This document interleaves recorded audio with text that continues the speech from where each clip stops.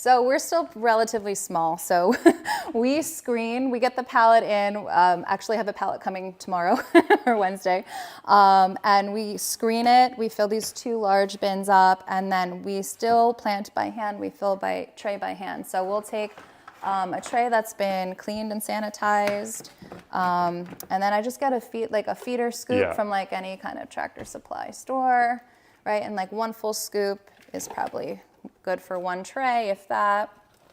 I kind of put it up on top a little bit, and then we kind of built this to save on soil. We've noticed we didn't need it all the way filled up all the way to the top. I mean, it might change your watering if you change this, right? Totally. So just to be aware of that. But we just noticed that we don't need as much soil, and we just kind of spread that around, and then we stamp it.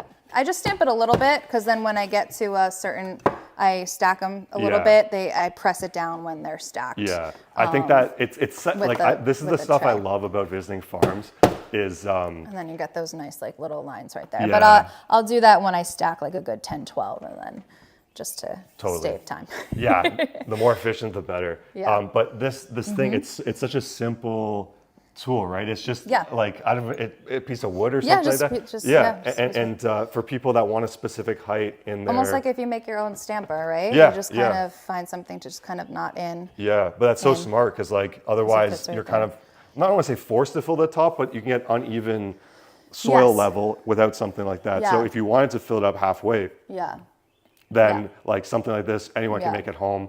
Yeah, so it's like 3/4 instead of like all the way full, or close to half. Yeah. That way it just saves on soil a little bit. Totally. And soil adds up, right? Like if you don't need that much soil. Yeah. And it's also like the soil you're using, I think, is from what I can see in the crops. Yeah. So it's like a nice mix. Yeah, it's a really beautiful mix. So it looks like it's like you said, a peat, coir, it's got perlite. Yep. And then based on what the crops look like, there's got to be some sort of fertilizer in it, probably some organic fertilizer. I would say so. Yeah. But I could get the actual blend for you and the info as well. Totally.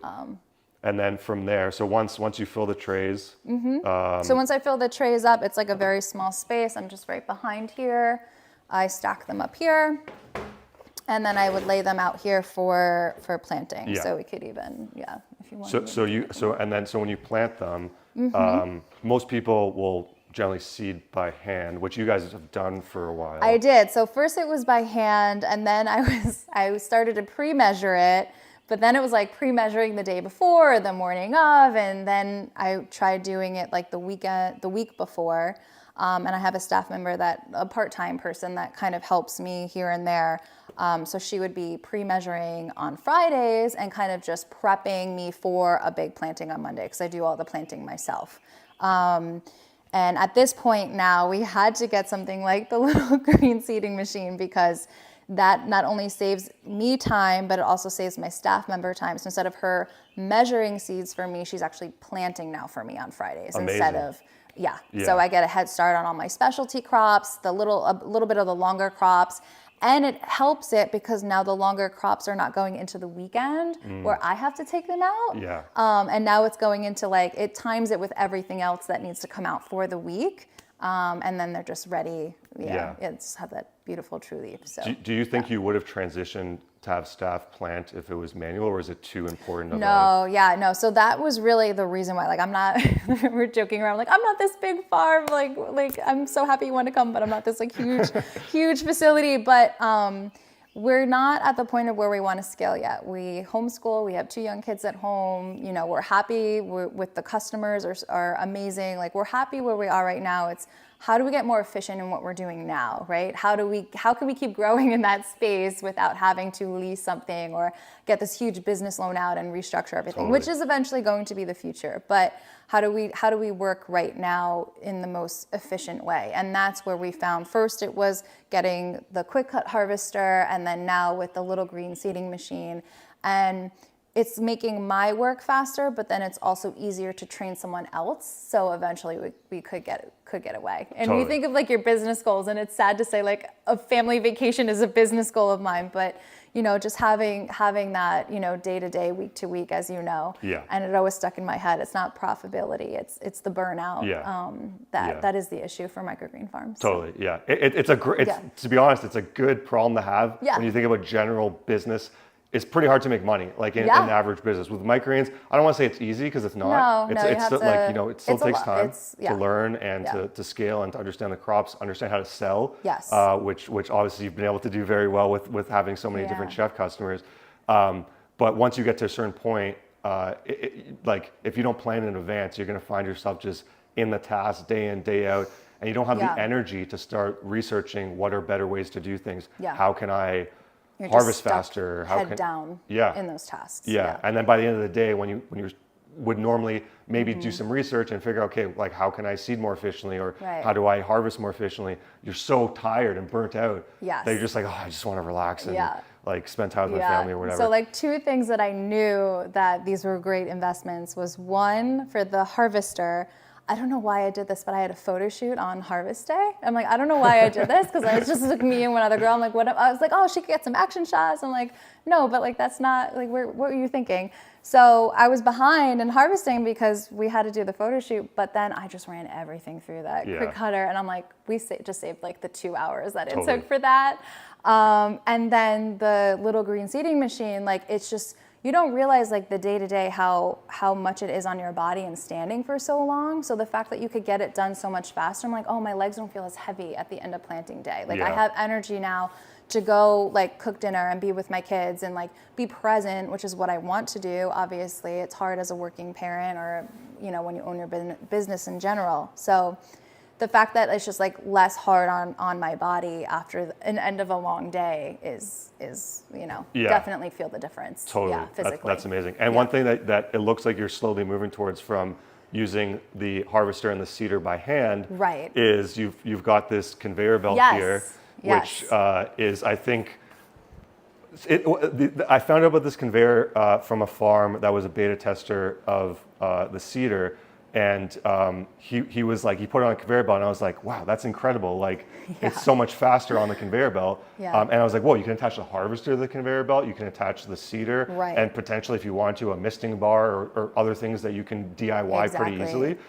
So it's for roughly $350, you can like speed up your harvesting, speed up your seeding, even more than doing it with just the tools themselves, because you're constantly can run through tray after tray, or you know, for either task.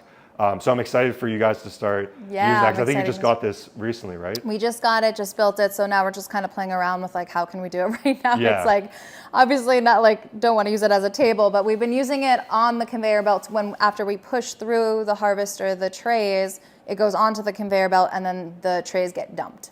So at least we're using it at some purpose, but I think the next would probably be the seeder, realistically, and then looking into like how we can do it on a harvester. But just we have to control, I think, a little bit more with the harvester. But the seeder, I think, would definitely speed things up for me. Since I'm by myself too on planting day mostly, that would be the next step.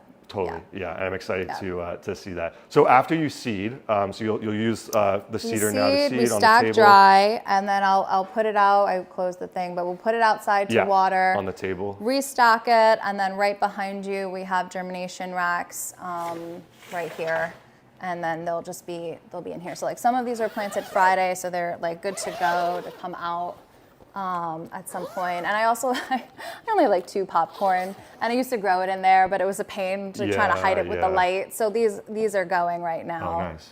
The popcorn, I just keep those in there. That's smart. With pretty the germ. Warm in here. It is. It's 75. We have like a perfect temperature. We have like a temperature control in here. Okay. For the winter months mostly. I really don't need it now in the summer, but it's been cool in New York. It's been cool in Canada too. It's been cool and rainy, so we've needed it a little bit longer, but so then they all get stocked in here, and then we take them out and put them in the room. So it's really just a quick like key turn, like turn it around. And this is just a rack with Just the same rack. Yeah, So where did you get this cover? Because I feel like this is on Amazon. I got this right on Amazon, so I could link that to you too if you want.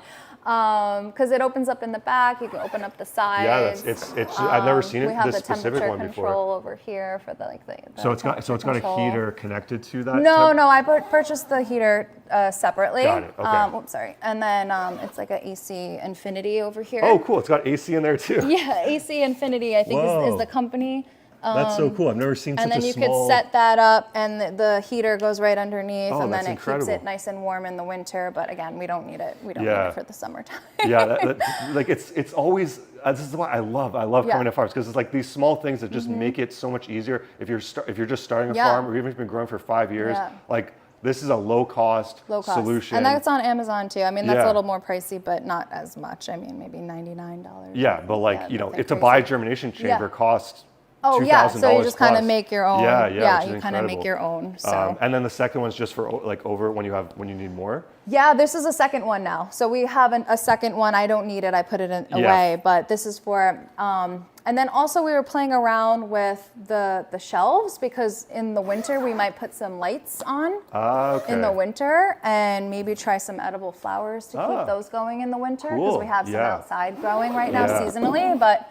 Eventually, just to play around with it. It's a nice little add-on that we do. It's not, obviously microgreens are the main offering. But when you're selling to so many chefs, it's such an